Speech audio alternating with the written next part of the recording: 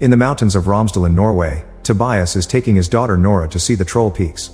The fairy tale says 13 trolls once gathered here for a wedding, but they got so drunk they lost track of time and became mountains. Nora thinks she's too old for fairy tales now, which hurts Tobias to hear, and he reminds her you gotta believe in something to be able to see it. 20 years later, on the Atlantic coast of northwestern Norway, Nora is an archaeologist on a digging expedition with her team. Most of them are ready to give up because they've found nothing in 6 months and funds are running low, but Nora is stubborn and keeps going. Her persistence pays off and she ends up finding a dinosaur skull, for which the team throws a celebration. Meanwhile in the Dovre Mountains, a construction group is working on building a new railway by digging through the mountains. This has gotten lots of attention from activists that are against such destruction of nature, but their presence is ignored. When the explosives are finally activated to start the tunnel, something deep inside the mountains growls and causes a collapse from which not all workers can run fast enough. This incident and the seismic activity it caused are immediately detected by the Norwegian Armed Forces, who send a reconnaissance aircraft to investigate. Sigrid is in charge of managing the cameras on those aircrafts and quickly puts together a series of visuals that she shows to her higher-ups, who decide this is big enough to alert Prime Minister Barrett. On her way to the base, Barrett is informed of all the damage caused by unknown forces and shown the images they took, which Barrett's advisor Andreas thinks look like footprints. Barrett finds it amusing but unrealistic and gives Andreas 2 tasks: to keep the press away from this information and to find some scientific experts that could help them with this problem. Moments later, a helicopter is picking up Nora in the middle of her celebration, asking her to come with her to see a matter of national security. Andreas welcomes Nora to the base and takes her to a secret meeting, where Barrett, the most important military leaders, and a few other scientists are discussing the possible reasons behind the incident in the mountains. When Nora presents herself as a paleontologist, she isn't taken very seriously because dinosaurs are extinct, therefore they couldn't have been the cause of this. While the team doesn't reject the possibility of a military attack from another country yet, so far the reports seem to favor the theory of the cause being geological in nature. Pictures appear on the screen showing a crater and indentations on the landscape, which prompts the scientists to throw theories like sinkholes or subterranean pockets of gas. Nora interrupts them to point out those craters are clearly footprints, but once again, she isn't taken seriously because footprints would mean monsters, which is a stupid idea. Another interruption comes from Sigrid, who has hacked into the phone of one of the activists and has found live footage of the incident. The destruction is quite disturbing to watch, but before the others can go back to their gas theories, Nora makes Sigrid play the video again, more slowly this time. There's a clearly roaring sound in the background, similar to an animal, and in the shadows among the falling rocks, there's a huge and mysterious humanoid shape. Meanwhile in Lesia, an old married couple wonders what's gotten into their dog, who won't stop barking. Suddenly, the entire house starts shaking, so the couple runs to hide in their basement before everything starts to crumble and the power goes out. Once the shaking stops, the couple comes out to find their house completely destroyed, although the dog at least is okay. Back in the base, the leaders still refuse to believe the footprints could have been left by some kind of giant creature, and Nora points out that whatever it is they need to take action against it instead of sitting on their butts and arguing for hours. Barrett is impressed by her attitude and makes Nora the official scientific advisor, then she's asked to go with Andreas to Lesia to check out the latest incident. On the helicopter, Andreas asks Nora how she became a paleontologist, so Nora tells him she's loved nature since she was a child, and her kitty love for fairy tales evolved into wanting to look for the real monsters underground. Her mom died when she was 10, and her dad was a professor of origin mythologies and folklore, but the older he became, the less he could distinguish between reality and fiction. This is why Nora hasn't seen Tobias in years.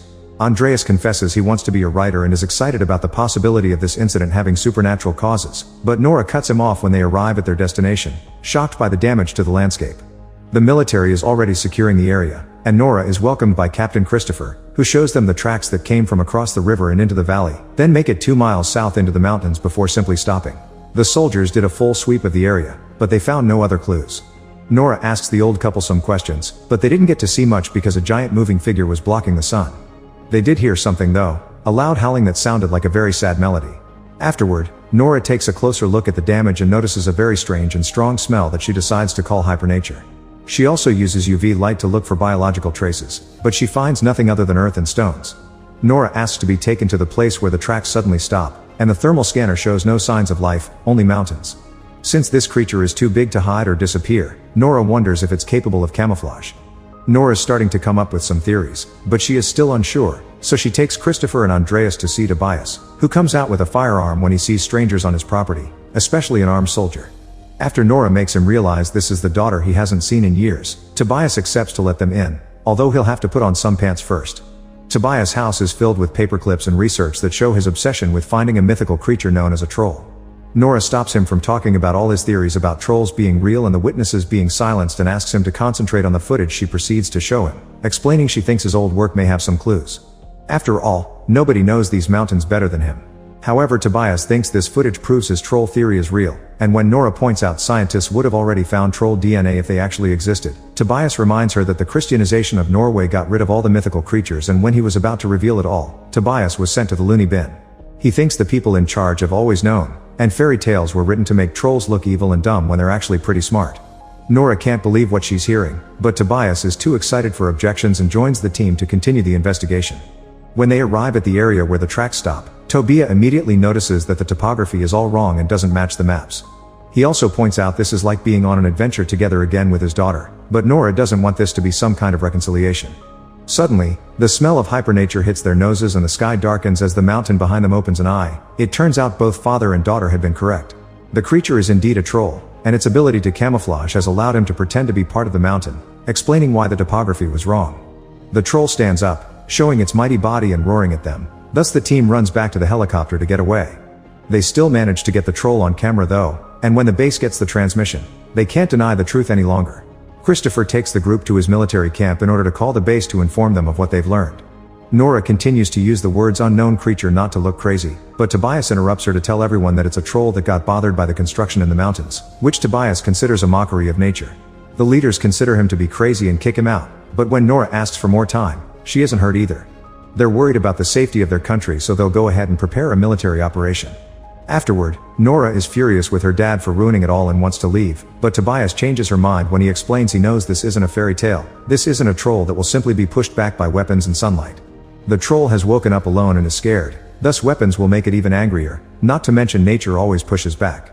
Nora accepts he's right and stays. Now it's just a matter of convincing Christopher of taking them with him. He at first turns them down, but after some begging from Nora, he accepts to hide the trio in his helicopter as long as they promise to follow his orders. Night has fallen over Heidel by the time the whole military operation makes it there. While they wait for the troll to appear, Tobias and Nora remember the old fairy tales they used to share during their adventures, and the two of them finally reconcile. The troll shows up a moment later, but when he gets close enough he stops moving, and Tobias is sure the creature knows they're there. The soldiers open fire on the troll, ignoring Tobias' warnings that it'll only make him angry, but the bullets and the explosions do nothing and only cause it to attack back just like Tobias predicted. Everyone begins running away as the troll destroys everything in its path, including the cameras that were transmitting the operation to the main base. The team hides behind a tree with a wounded soldier, and when they're about to move away, the troll reaches down and grabs the soldier to eat it. Tobias explains the troll probably smelled the blood from the soldier's wounds. Nora, Andreas, and Christopher want to run away, but Tobias decides to approach the troll and try a friendly approach. To everyone's shock, the troll actually stops moving and answers Tobias' gentle words with peaceful groans, but unfortunately not all the soldiers got the memo. A truck opens fire on the troll again, and when the creature turns around to counterattack, it accidentally hits Tobias in the process. As the troll walks away, Nora rushes to her father's side, and Tobias mumbles the words "the palace, the king, home," asking his daughter to remember to believe before he dies. When they return to the base, Nora keeps herself busy looking over Tobias' research to forget the pain and look for a solution. When Andreas and Christopher come to check on her, they inform her they've lost sight of the troll for now, but the army is getting ready for an airstrike. Nora thinks this attack will have the same result as the first one, meaning they need to think outside the box. The fairy tales say trolls don't like sunlight, but they've seen this one come out in daylight. The other clue they have is Tobias' mention of how the trolls were destroyed by the Christianization of Norway, which gives Nora an idea. They contact Barrett and the others to explain that stories say trolls used to throw boulders at churches when they heard the bells, which means bells are what they need to use. The leaders think this is ridiculous, so Christopher has to cut in to remind them nothing has worked so far and they need alternatives. Thus Barrett reluctantly gives them permission to carry on the plan. The troll reappears moments later, coming closer to the Hunderfossen family park and causing massive panic among the crowd. As everyone begins running away except for a little girl that wants to watch the creature, Christopher and Nora show up in a helicopter, guiding a whole hover that is carrying giant bells. They surround the troll with these bells as they make them ring, and Nora turns out to be right. The sound does hurt the troll's ears. However, the troll also doesn't hesitate to attack to defend himself, hitting the helicopters and making them crash. When one is about to fall on top of the little girl, the troll surprisingly grabs the helicopter to save her before it walks away. Since this happened in such a public location, now the whole world knows about the troll and the fact it's making its way to the capital city. Newscasts from every country cover the incident and phone-recorded clips go viral on social media. When the team returns to the base, a furious Barrett ignores Nora when she points out the bells did work, so they should try again from a different angle, and kicks her out of the base. On her way out, Nora bumps into Christopher, who confesses he thinks Barrett is making a mistake and he'll be there for Nora if she ever needs anything. In the conference room, the military leaders tell Barrett about some dangerous missiles that haven't been officially approved yet. Barrett can't believe she didn't know about this, and Andreas points out such weapons shouldn't even be considered, but this only gets him kicked out of the room.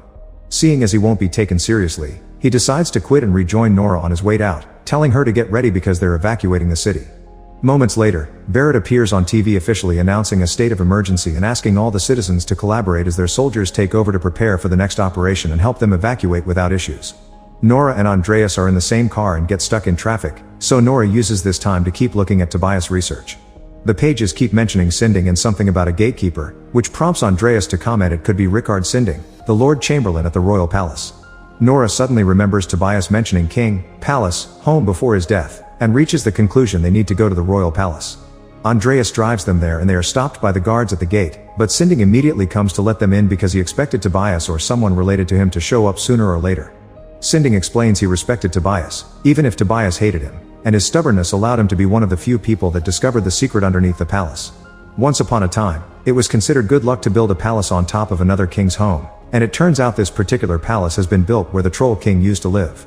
Nora and Andreas are taken to a tunnel full of troll bones as Sinding explains that the Christianization of Norway killed everything that went against their faith. They ambushed the royal troll family and only spared one baby to lure the king into the mountain.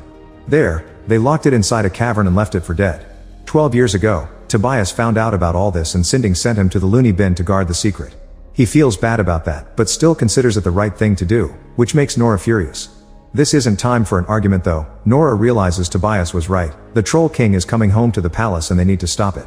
While looking around the bones, Nora notices her UV light is damaging them, which means the stories were right about sunlight after all. They've seen the troll out during the day, but they haven't seen it under direct sunlight because of the clouds and the mountains. Andreas points out they can't control the sun, but Nora has a plan, and she calls Christopher to get his help. He will put up a special trap while Nora and Andreas lure the troll to it. Meanwhile, the troll has arrived at the city, and once again the military attacks do nothing to it, so Barrett approves the use of the missiles. Sigrid notices the leaders are getting ready to launch those missiles and calls Andreas to warn him, which means they need to find a way to buy time. Andreas asks Sigrid to try to hack into the army's system to stop the launching while Christopher is ringing the alarm system all over the city. This brings all his soldier friends to his location to help him with the trap. Sinding helps as well, asking the guards to put one of the troll's skulls on the biggest truck they have, which Nora and Andreas will drive around the city to lure the troll away from the palace. It takes Sigrid a few tries to get into the system, but once she's in, she immediately stops the missiles, giving Nora and Andreas the time they need. When the troll comes closer, they finally take off and reveal the skull on the back of the truck, which causes the troll to roar in anger and go after them as planned. Nora calls Christopher to tell him they're on their way, prompting him to offer a motivational speech to his soldiers in order to keep them brave when the monster finally appears. After lots of crazy driving through the streets of Oslo, Nora and Andreas reach the highway only to accidentally lose the skull in the process. The troll stops running to pick it up, letting out a painful grieving groan for its children before it notices its reflection on a building. When it tries to touch the glass, it breaks and the sudden shattering noise startles the troll, causing it to accidentally drop the skull, which breaks into 1,000,000 pieces. Furious, the troll roars in pain, making Nora feel how sad it is over being the last of its kind. The creature comes after them for revenge and Nora goes back to the original plan of driving away, dodging all the destruction the troll is causing the best she can. At the base, Sigrid's hacking is discovered and her computer is taken away so they can restart the system. Seconds later, Nora and Andreas make it to the area with the trap, so they jump out of the truck to finish luring the troll right to the center as it steps on the vehicle. The troll tries to step on Nora next, but at that moment, the soldiers activate dozens of UV lights that surround the creature and start burning it. The plane with the missiles is coming closer too, but the pilot hesitates when he sees civilians on site. An argument begins at the base to see if they should abort or not, inspiring Sigrid to punch the idiot that doesn't care about his citizens, and the operation is effectively aborted. Barrett and the other people at the base watch on their screen how the troll is slowly dying, and Christopher's soldiers are already celebrating the victory. However, Nora can't stand hearing and seeing a life suffer like this and turns off the power to save it. The soldiers get ready to shoot, but Nora stops them too before approaching the troll the same way her father did, gently asking it to go back to the safety of the mountains. The troll stares at her, considering her words, but before it can react, the sun begins to rise and it burns the troll until there's nothing left but rubble. As everyone basks in their victory, Andreas jokes about what they should call this new monument or hill, and Nora decides it shall be the Tobias Boulder. When Barrett arrives a moment later, she thanks Nora for her work. Andreas reminds the Prime Minister that he quit and announces he'll be a writer. Then when he walks away with Nora, he wonders if there may be more creatures hidden in Dovre. Meanwhile, deep in the mountains, something is starting to move under a pile of rocks. Make sure to subscribe and turn on notifications so you can watch more videos like this. Thanks for watching.